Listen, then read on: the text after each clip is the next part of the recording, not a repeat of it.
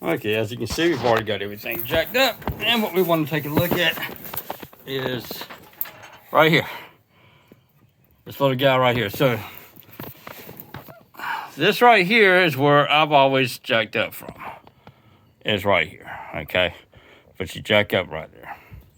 So this goes to that tire, and that one back yonder goes to this tire. This right here is where you jack from.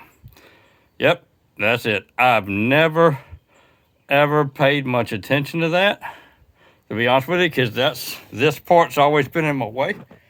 So every single time I'd go down here to jack it up, this is always in my way, and I'd always put it on that, which would always jack up that side.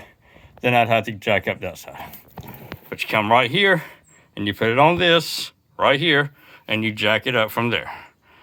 Isn't that cool? Damn, I've had this truck since 97, I think. And I just now figured that out in 2024. Y'all have a good one now. Bye-bye.